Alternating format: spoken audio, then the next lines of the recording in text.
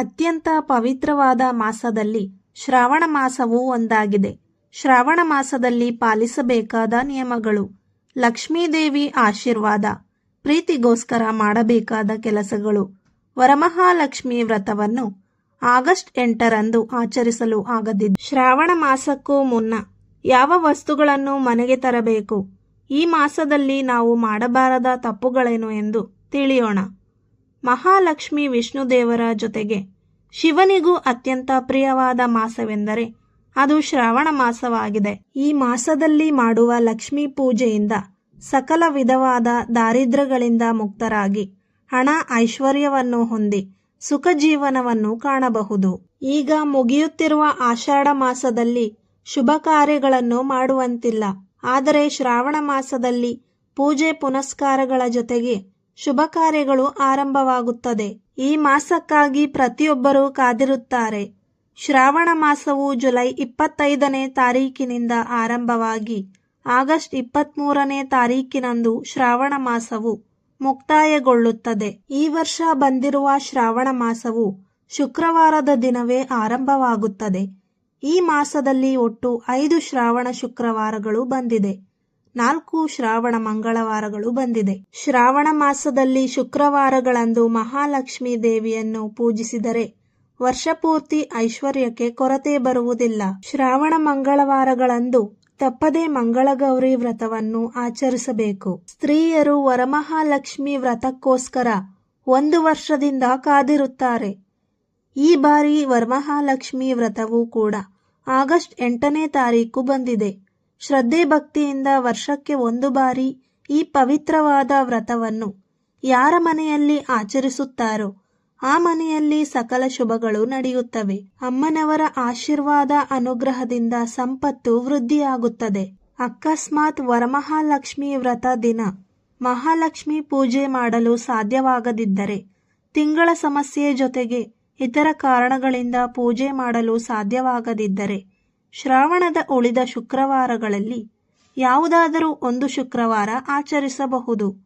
ಆದರೆ ಕೊನೆ ಶುಕ್ರವಾರ ವರಮಹಾಲಕ್ಷ್ಮಿ ವ್ರತವನ್ನು ಆಚರಿಸಬಾರದು. ಶ್ರಾವಣ ಶುಕ್ರವಾರಗಳು ಯಾವ ದಿನಾಂಕದಲ್ಲಿ ಬಂದಿದೆ ಎಂದು ನೋಡುವುದಾದರೆ, July 25, August 1, August 8, August 15, August 22ನೇ ಈ ಮಾಸದಲ್ಲಿ ಶ್ರಾವಣ ಶುಕ್ರವಾರಗಳ ಜೊತೆ ಶ್ರಾವಣ ಸೋಮವಾರ, ಶ್ರಾವಣ ಮಂಗಳವಾರಗಳು ಕೂಡ ಮುಖ್ಯವಾದ ದಿನಗಳಾಗಿವೆ. ಶ್ರಾವಣ ಮಾಸದ ಆರಂಭಕ್ಕೂ ಮುನ್ನ ಕೆಲವು ವಸ್ತುಗಳನ್ನು ಮನೆಗೆ ತಂದಿಟ್ಟುಕೊಂಡರೆ ತುಂಬ ಒಳ್ಳೆಯದು.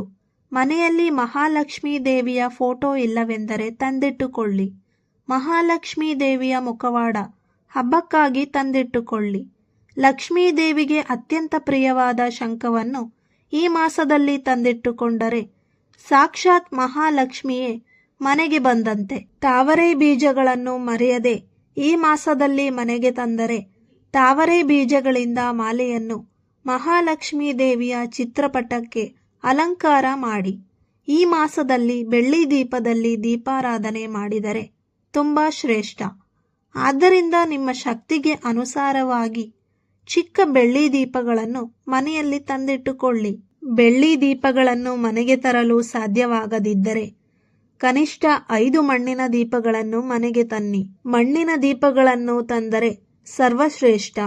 ಮಣ್ಣಿನ ದೀಪಗಳು ಕೂಡ ಮನೆಗೆ ಐಶ್ವರ್ಯ ಹಾಗೂ ನೆಮ್ಮದಿಯನ್ನು ಹೊತ್ತು ತರುತ್ತವೆ ಎಂಬ ನಂಬಿಕೆ ಇದೆ.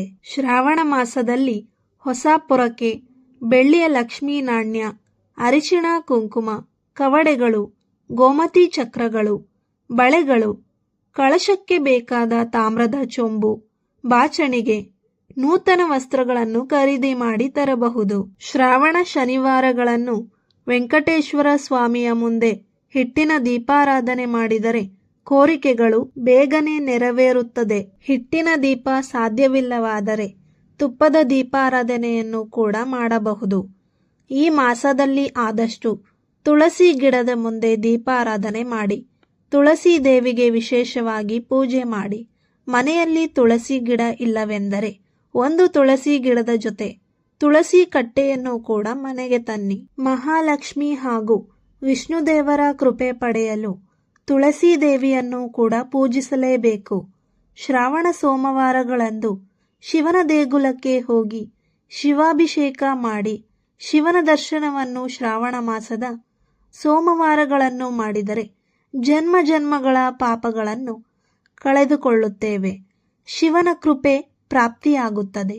ಕಷ್ಟಗಳೆಲ್ಲ ಮಂಜಿನಂತೆ ಕರಗಿ ಅದೃಷ್ಟದ ಜೀವನವನ್ನು ನೋಡಬಹುದು. ಶ್ರಾವಣ ಮಾಸ ಆರಂಭಕ್ಕೂ ಮುನ್ನ ಮನೆಯನ್ನು ಶುಚಿ ಮಾಡಿಕೊಳ್ಳಿ.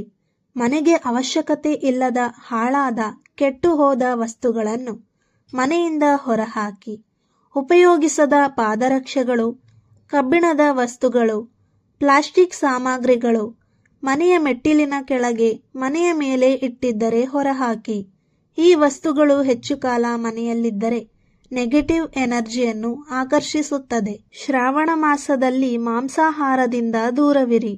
ನಿಮ್ಮ ಮನೆಯಲ್ಲಿ ಯಾರಾದರೂ ನಿಮ್ಮ ಮಾತನ್ನು ಕೇಳದೆ ಮಾಂಸಾಹಾರ ತಿನ್ನಲೇಬೇಕು ಎಂದರೆ ಹೋಟೆಲ್ನಲ್ಲಿ ಸೇವಿಸಲು ಹೇಳಿ. ಅನಾರೋಗ್ಯ ಸಮಸ್ಯೆ ಇದ್ದವರು ಮನೆಯಲ್ಲಿ ತಿನ್ನಲು ಅವರಿಗೆ ಮಾತ್ರ ಅವಕಾಶ ಮಾಡಿಕೊಡಿ. ನೀವು ಮಾತ್ರ ನಿಯಮಗಳನ್ನು ಪಾಲಿಸಬಹುದು. ಶ್ರಾವಣ ಮಾಸದಲ್ಲಿ ಮಹಾಲಕ್ಷ್ಮೀ ದೇವಿಯು ವರಮಹಾಲಕ್ಷ್ಮಿ ರೂಪದಲ್ಲಿ ಮನೆಗೆ ಬರುತ್ತಾಳೆ. ಆದ್ದರಿಂದ ಈ ಮಾಸದಲ್ಲಿ ಕೇವಲ ಮನೆಯನ್ನಷ್ಟೇ ಅಲ್ಲದೆ ಮನಸ್ಸನ್ನು ಶುದ್ಧವಾಗಿರಿಸಿಕೊಳ್ಳಿ. ಯಾರೊಂದಿಗೂ ಜಗಳ ಮಾಡದೆ, ಕೆಟ್ಟದ್ದನ್ನು ಆಲೋಚಿಸದೆ ಮನಸ್ಸನ್ನು ಶಾಂತವಾಗಿಟ್ಟುಕೊಳ್ಳಿ. ಈ ಮಾಸದಲ್ಲಿ ಮಹಾಲಕ್ಷ್ಮೀ ದೇವಿಯ ಕಥೆಗಳನ್ನು ಕೇಳಿ. ಮನೆಯಲ್ಲಿರುವ ಮಕ್ಕಳಿಗೂ ಈ ಕಥೆಗಳನ್ನು ಹೇಳಿಕೊಡಿ. ಶ್ರಾವಣ ಮಾಸದಲ್ಲಿ ಸಾಕ್ಷಾತ್ ಶ್ರೀಕೃಷ್ಣನು ಜನಿಸಿದ್ದು ಇದೇ ಮಾಸದಲ್ಲಿ ವಿಷ್ಣು ದೇವರು ಜನಿಸಿದ ಶ್ರವಣ ನಕ್ಷತ್ರದಿಂದ ಈ ಮಾಸವನ್ನು ಕರೆಯಲಾಗುತ್ತದೆ. ಹೊಸದಾಗಿ ಮದುವೆಯಾದ ದಂಪತಿಗಳು ಮೊದಲ 5 ವರ್ಷ ಮಂಗಳಗೌರಿ ವ್ರತವನ್ನು ಈ ಮಾಸದಲ್ಲಿ ಮಾಡಿದರೆ ಪತಿ ಪತ್ನಿ ನಡುವೆ ಎಂದಿಗೂ ಕಲಹ ಮನಸ್ತಾಪ ಬರುವುದಿಲ್ಲ. ಈ ಮಾಸದಲ್ಲಿ ನಾಗರ ಪಂಚಮಿ, ನೂಲು ಹುಣ್ಣಿಮೆ, ವರಮಹಾಲಕ್ಷ್ಮಿ ವ್ರತ, ರಕ್ಷಾಬಂಧನ, ಶ್ರೀಕೃಷ್ಣ ಜನ್ಮಾಷ್ಟಮಿ, ರಾಘವೇಂದ್ರ ಸ್ವಾಮಿಗಳ ಆರಾಧನೆ ಬರುತ್ತದೆ. ಈ ಮಾಹಿತಿ ನಿಮಗೆ ಇಷ್ಟವಾಗಿದ್ದರೆ ದಯವಿಟ್ಟು ಈ ವಿಡಿಯೋಗೆ ಲೈಕ್ ಕೊಟ್ಟು ನಮ್ಮ ಯೂಟ್ಯೂಬ್ ಚಾನಲನ್ನು ಸಬ್ಸ್ಕ್ರೈಬ್ ಮಾಡಿ. ಧನ್ಯವಾದಗಳು.